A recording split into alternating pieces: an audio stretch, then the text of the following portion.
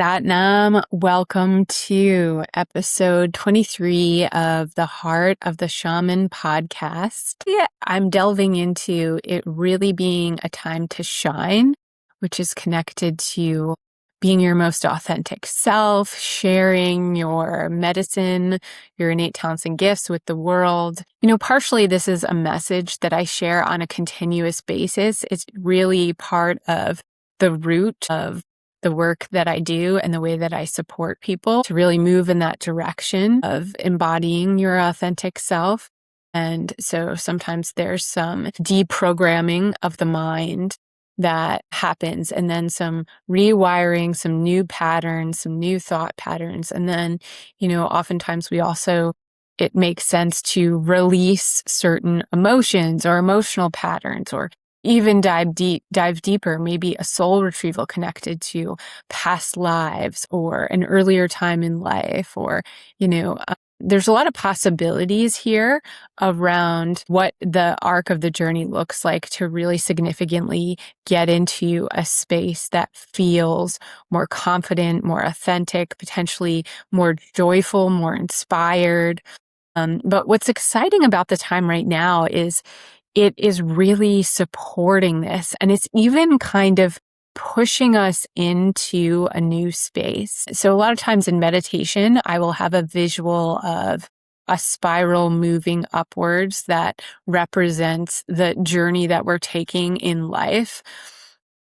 And it feels like every ring or every curve onto a new upwards circular pattern of the spiral is one of these new versions of ourself, one of these spaces that we have moved into that has a whole new arena of possibilities and learning and experience that we're having. So in some ways, this is the arc of life and how it unfolds. But again, I can really feel how there is an intensity and kind of like let's say like a quantum jump or leap that is possible. I'm going to say, I don't know, it feels like it's over the course of the next 6 months. It doesn't have to be that timeline. It could be certainly sooner than that. So I'm also recording this today on July 29th. It's a full moon. It's summertime. Obviously, it's the buck full moon. Now it's in Aquarius. So I follow the moon cycles very closely. This one, again, feels it's part of this catalyst that moves us into not just a more authentic space, but a space that is very connected to action and working with others. I absolutely follow astrology. And again, the moon cycles I'm very connected to. Astrology as a whole is not my expertise, but I find a lot of value in having a pulse on that energy and the environmental energy around us that can really help and support us navigate our own journeys and lives. Aleka Thorvalson is somebody who I recommend. She does virtual astrology sessions. She also has a Substack that has some really great write-ups. If you're wanting more information on what is going on this year in particular that makes things so intense and also really pushes us into these new spaces. I also follow Chris Corsini on Instagram, and he has kind of a very direct and also somewhat humorous approach to whatever given astrology is going on week to week. So yeah, I wanted to touch on that because there is a lot more information out there on all of this these days. And I think it's valuable to find what resonates with you, but also what really helps support us, wherever we are on our own arc of that spiral. So time to shine. What was really feeling potent around sharing for today and in this episode was shifting into a space that's lighter. I can really feel hope, potential, new directions, new structures, possibilities. This is certainly not just about the next 6 months. This feels like in the next few years, we're going to continue to be in kind of a transitional place where some of the old structures and energies and generations are really wanting to hold on, but it's just going to continue to be shed and open us up to new pathways and possibilities. That in itself feels very refreshing, right? Like we have structures that don't work right now, or work poorly. Whatever. To give some examples, you could point to nearly anything. The medical system, the political landscape, there's school systems, right? Like just lots of structures where healing, and what it's feeling to me is if we have the opportunity to maybe dwell in a meditative space of possibility, that is really where the power is, because some of the directions we're going to move in, we're going to develop new ways that are very outside of the box of how we move now to solve certain problems or to bring healing or to move us all forward collectively.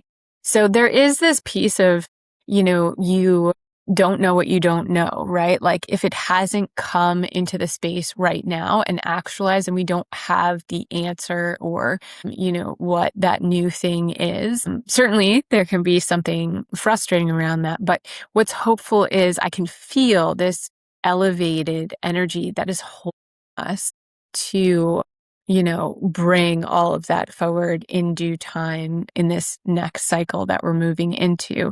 So it's okay if we don't have the answer. It's okay if we don't know what it is yet, but can we be open to, let's say, solutions, possibilities, connections that are really outside the realm of anything that we have been familiar with before, right? Like there's that saying that you can't solve a problem from the same space of the mind or from the mind that created it, like from that same energy. So that is kind of an example that highlights this.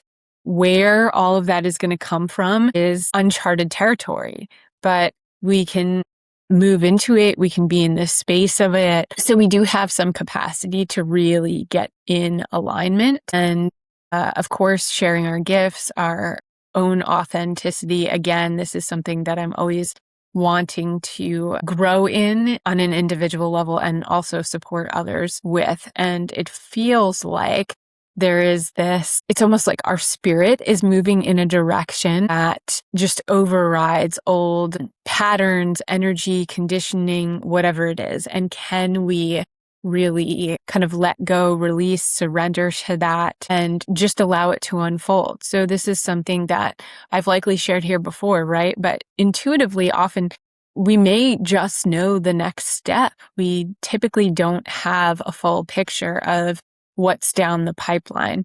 But if we can really just move with that next step in a space that's faithful, so that is in alignment, it's enough to trust our own intuition, to trust our own talents, abilities, and to just take that next step that continues to move us forward. So it feels like we are sort of about to emerge as butterflies on this new arc of the spiral in our journey. And I think it's going to be challenging, right? Like as we move through life, we can be different versions of ourselves at different times. And this is a space that maybe some of us have been in alignment with, the shifts, taking different actions, creating different routines, whatever it is to help best support it. But if not, likely in many ways, I think we're still going to kind of be like almost pushed or squeezed into this space, squeezed lovingly into this whole new realm. So yeah, just really wanting to, like my guides are emphasizing, just really like there's a lot of light energy around this. And actually, interestingly, I heard somebody say in the last couple of days, and maybe I'll put the link, I can't remember his name in the moment, but it's just a very simple way of saying, how light is so much more powerful than darkness, or the light is more powerful than the darkness. And it was just basically like, hey, if you're in a room with the lights on and there's a way to interject some dark or darkness into the light, it just is like you can't even see it. It's not visible, right? Like the light is overpowering or overrides any dark that you can bring into that space. But it's not the same the other way around, right? It's like if you're in a room that's completely dark and you have some light, it completely transmutes the energy and it lights up the whole space. So it's almost pointing to, from a very basic, even like scientific standpoint, that's it. Light overrides. And so again, time to shine, just really bringing the light, whatever it is for you. And then in the past couple of months, something else that has come up for emphasis is, because the energy is so intense, and again, this by the energy, I mean the astrology around us, likely what we're navigating on individual levels, but then what is going on in like the world sphere and even in our communities, there's a lot that is intense. And so sometimes we can just get off track and feel ungrounded and feel unmoored. And the more ungrounded we feel, chances are it's as simple as our actions are not in alignment with our values and even our belief systems. And that's it. We just shift that and we get back on track and we feel grounded.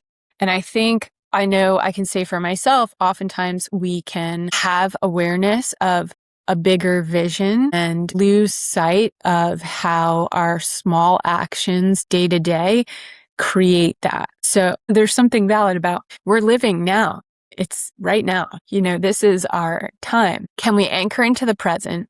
And can we get in alignment with the present? Not to overuse the word, but it's like, what does that mean? If I take an action that is not congruent with what my value system is, that is an energy leak and it creates internal tension. And so it only takes more, a few of those before that sense of being ungrounded, which is also a sense of not having purpose, not being clear on our purpose, or feeling like we can't fulfill our purpose, is happening. Examples could be anything from if you have a value of health and well-being and a typical way that you eat, right, that serves your body, and then you just kind of have a stressful period or a stressful week, and you choose some things that are not in alignment with that are maybe out of convenience or whatever the case may be, that's incongruent, right? That's, okay, I'm choosing something that doesn't actually line up with my truth. And so we also do that with choices we make, definitely around things, let's say, that we can feel obligated around, or, something in the moment of, maybe you don't want to hurt somebody's feelings. So your body will always tell you, like, let's keep it simple, right? This is one of the shamanic nature-based principles. It's always true. Keep things as simple as possible. Anytime something comes up, your body just basically gives you the yes or no. Does it feel good or does it feel bad right in the moment? And then subtly and swiftly, the mind can override whatever that is.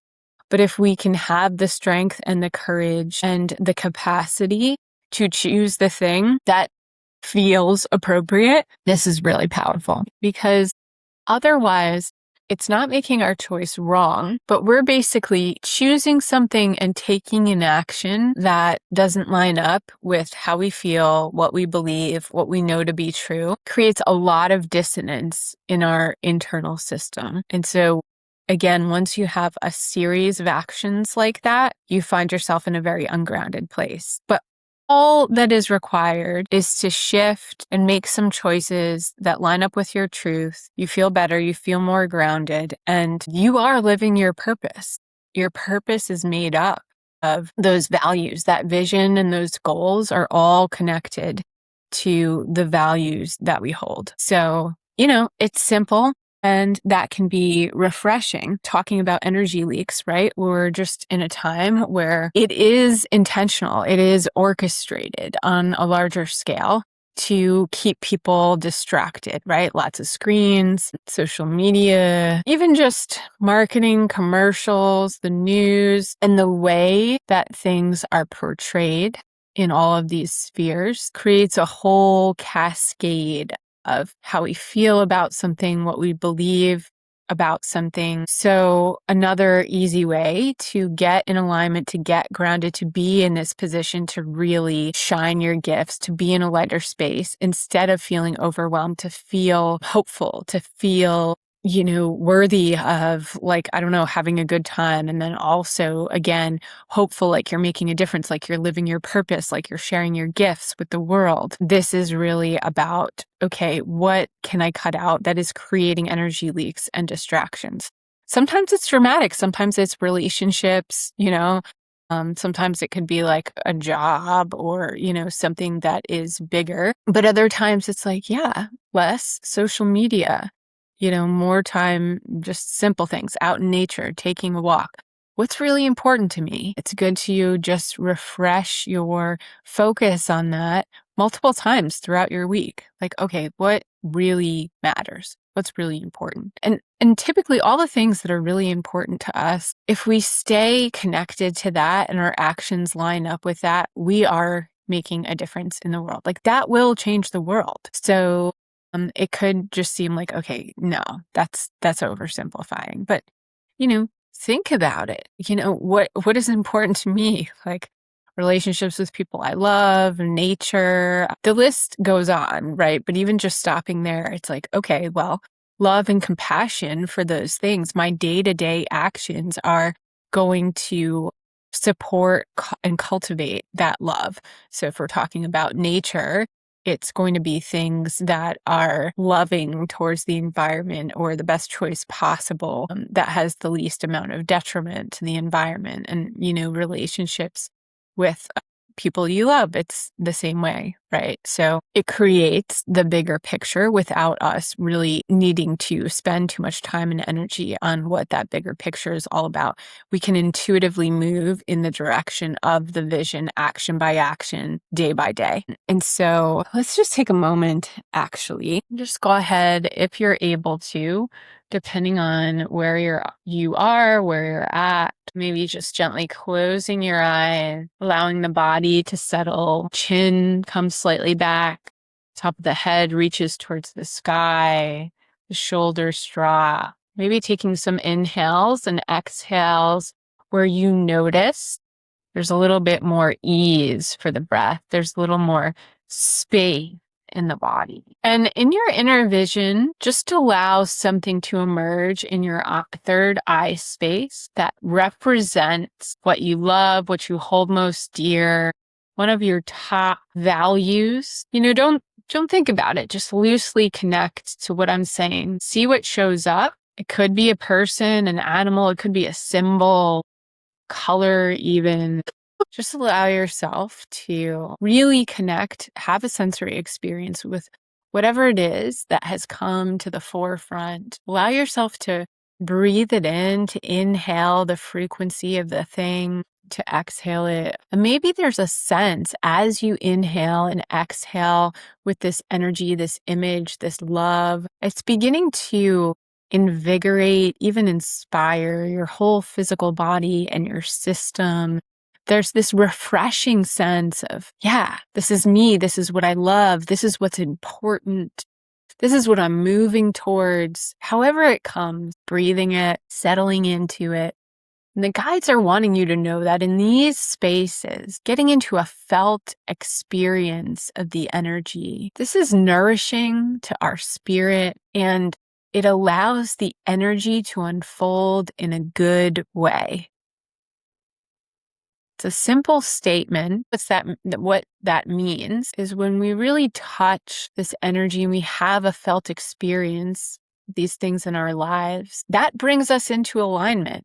We shift into a space where our actions will be connected to these energies. So give yourself just another moment with whatever image came to you, really soaking in the energy, the frequency. It's what I love, what I hold dear, what matters to me. It's vast, it's beautiful. And when you're ready,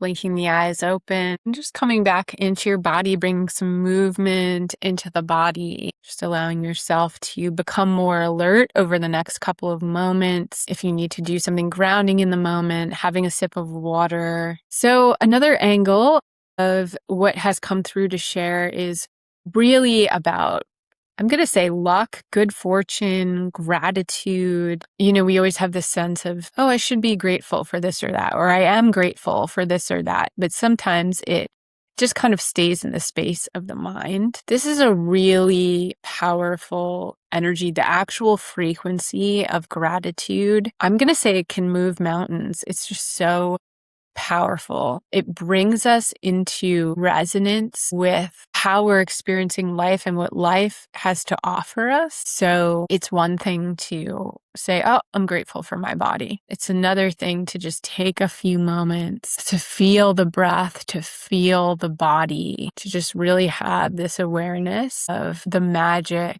and how fortunate it is to be in a body capable of whatever it's capable of, right? This is our temple for this life experience. And so it's not just about saying what we're grateful for, or making a list of what we're grateful for.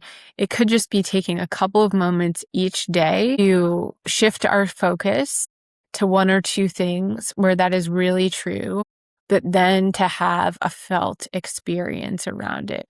Maybe the mind goes to some examples. Maybe the body can really settle in with what the message is, but allowing this to be a daily part of the experience is huge. And I'll share personally, in the mornings, I love to do this, and I'm sure many of you do this as well, really just going outside with like maybe a lemon water, sometimes a coffee, depending on the day and what's going on. And I put my feet on the ground, on the earth. I do a little bit of yoga outside, and I have like a little mini shavasana where I'm just kind of like tuning in to what's going on in the backyard with the dogs running around.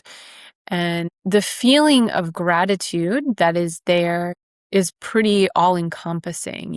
I'm grateful for, yes, my body, and for waking up, and for being able to do the yoga, and for all that nature has to offer, and the place that I live. But it's one thing, right, to say it. It's another thing to like really have the felt experience of that goodness. So it's slowing down. I mean, this is not like a unique message or anything any of us don't know, but just taking, let's say, it could just be 10 minutes to really feel that. And that also can be your meditation, right? Keeping things simple. Nature-based practices, coming back to the self. Sure, there's days where maybe we can have some longer routine, or we can add more things to our practice. But your meditation can be that gratitude, sitting outside. And yes, I recommend some movement in connection to that. And if it's just yoga, right, that's bringing the body online, opening it up through some stretching in the morning. But a little goes a long way. So the more we're connected to that gratitude, the more experience we have of that in our own journeys and spiral. It's like the luck and good fortune comes in new and unexpected ways, even in times that are hard, or, where we find ourselves struggling as well. So circling back, time to shine, right? There's a lot in the astrology right now that supports us in doing that. There's also even kind of like a sense of mission critical. Okay, where am I at in my life? Like, how am I engaging? How am I not engaging? Again, keep it simple, but allow there to be possibility around the direction that you may be moving in, possibility around where you're headed. And it's an unknown in a good way, right? We can solve some of these structures and systems that are not serving us together. And when we get outside of the box, what's the box? It's our conditioning. It's all these things that we unlearn over time. Belief systems that no longer work for us, multiple structures that no longer work for us. They're familial, they're cultural, they're societal. Just becoming aware in the day-to-day, what is kind of a part of that box, and how do I get outside of it? What would be an action to take, or a way to feel that moves beyond some of that, some of these things that keep us a bit more confined when there is so much possibility. So I truly believe that, in the coming years, and now we are in a time where we will be supported more and more to share our gifts. We will work together more and more, right? That piece is really important after, a time period, I would say COVID and onwards, certain shifts happened culturally where people became more isolated or less connected to community. But we're really starting to emerge out of that now. And there's just a lot of good, positive energy around the potential in the direction we're headed. Again, when we work together, that's really when things shift in a much bigger way, right? Like sharing our gifts isn't something that we do by ourselves with no one else around. There's like a lot that can be done that are joint efforts, but it can all just happen in an easeful space. So hopefully this was helpful, some tools to get grounded if you've been feeling ungrounded, to anchor yourself, getting clear on what are my values and energy leaks.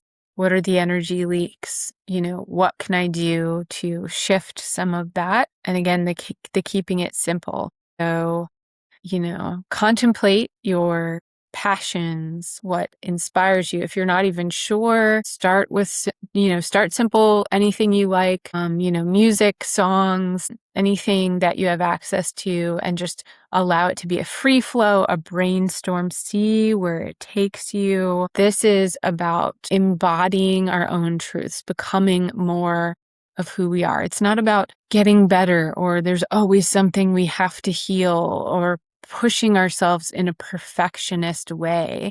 This is more of a letting go, an unlearning, a softer space, a receptive space. How can I be, more true to who I am, more authentic? Not how can I be better, just more. So thank you so much for tuning in. I would love to hear about, what you are doing now to really shine your own energy forth. Again, this can look so many different ways, and keeping things simple, constant mantra.